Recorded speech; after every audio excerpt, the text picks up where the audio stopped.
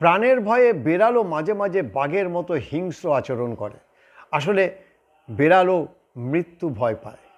তৃণমূল কংগ্রেসের অবস্থা ঠিক সেই বেড়ালের মতো হয়েছে, যারা হারের ভয়ে হিংস্র হয়ে উঠেছে।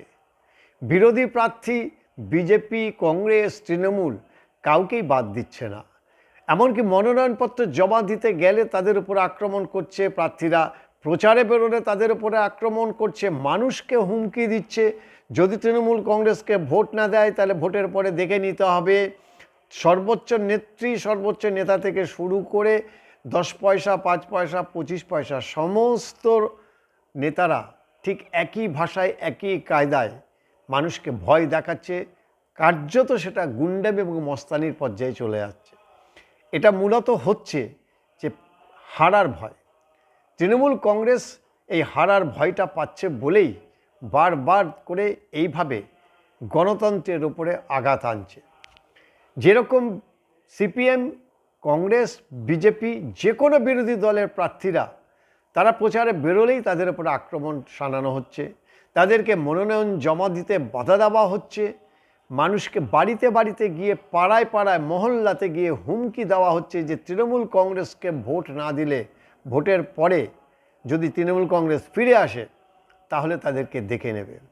আরে ভাই, আগে তো ফিরে আসো, আগে তো মানুষের ভোটে মানুষের রায় নিয়ে জিতে আসো, তারপর তো তুমি সেই বদলা নেবে।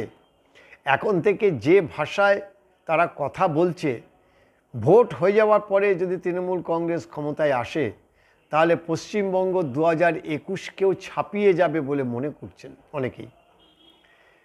পোস্ট পোল ভায়োলেন্স, অর্থাৎ ভোট হয়ে যাওয়ার পর নির্বাচন পরবর্তীকালে যে হিংসা ঘটনা ঘটেছিল, এবার 2026 তাকেও ছাপিয়ে যেতে পারে বলে এখনই মনে করা হচ্ছে।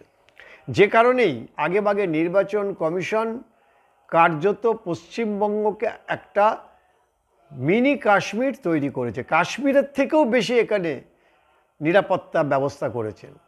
প্রায় 2.5 লক্ষের মতো কেন্দ্রীয় বাহিনী এখানটায় নিয়োগ করা হয়েছে। এছাড়াও স্পেশাল কিছু গাড়ি আসছে, যে গাড়িগুলি কাশ্মীর এবং বিভিন্ন জায়গাতে দাঙ্গা ঠেকানোর জন্য বা সন্ত্রাসবাদী মোকাবিলা করার জন্য সেই গাড়িগুলিকে ব্যবহার করা হয়।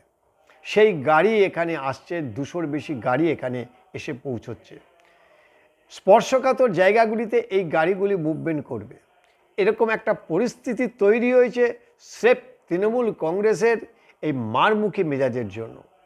এসআইআর শুরু থেকে শুরু করে এখনো পর্যন্ত যেভাবে তৃণমূল কংগ্রেসের এই প্রার্থীরা বা তাদের নির্বাচিত এই প্রার্থীরা যেভাবে মনোনয়নপত্র জমা দেওয়া থেকে শুরু করে মানুষকে ভয় দেখাচ্ছে, ভয়ভীতি দেখাচ্ছে, তারপরে প্রশ্ন আসছে যে এবারের ভোট কতটা শান্তিপূর্ণ হবে। নির্বাচন কমিশন অনেক বড় বড় ডায়লগ মেরেছেন, অনেক বকবকম করেছে, কিন্তু এখনো পর্যন্ত মানুষের মধ্যে সেই নির্ভরতা বা সেই ভরসা কি তারা দিতে পেরেছে? মানুষকে কি নির্ভয় করতে পেরেছে? নির্ভয়ে ভোট দেওয়ার সেই পরিস্থিতি বা পরিবেশ কি তৈরি করতে পেরেছে? একেবারে সোজা কথায় যদি বলতে হয়, না। নির্বাচন কমিশন এখনো পর্যন্ত এমন কোনো ব্যবস্থা করতে পারেনি বা এমন অ্যাকশন নেয়নি যে মানুষ যাতে নির্ভয়ে ভোট দিতে পারে। যারা এই ধরনের হুমকি দিচ্ছে, যারা এই ধরনের মারমুখী মেজাজে কথা বলছে, তাদের বিরুদ্ধে কি ব্যবস্থা নিয়েছে?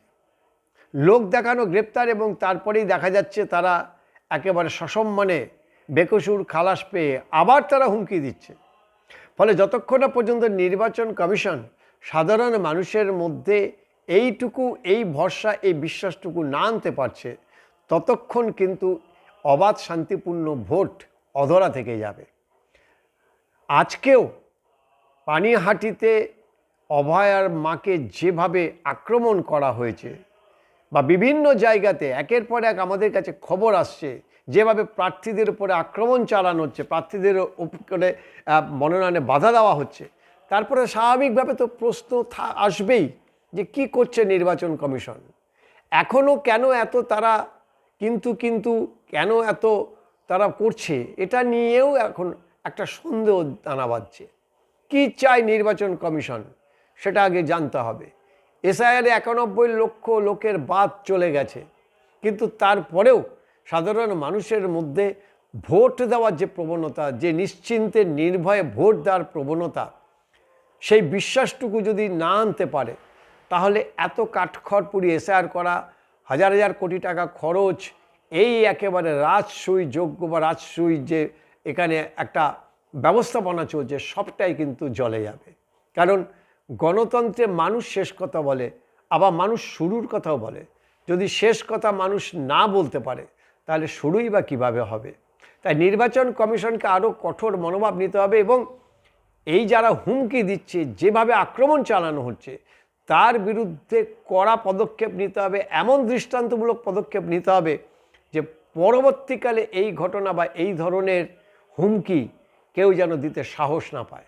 আর যতদিন না পর্যন্ত তৃণমূল কংগ্রেসের এই গুন্ডামি মস্তানি বন্ধ করতে না পারবে, ততদিন পশ্চিমবঙ্গে অবাধ শান্তিপূর্ণ ভোটের যে স্বপ্ন দেখছে, সেই স্বপ্নই থেকে যাবে, এটা কখন আর বাস্তব হবে না।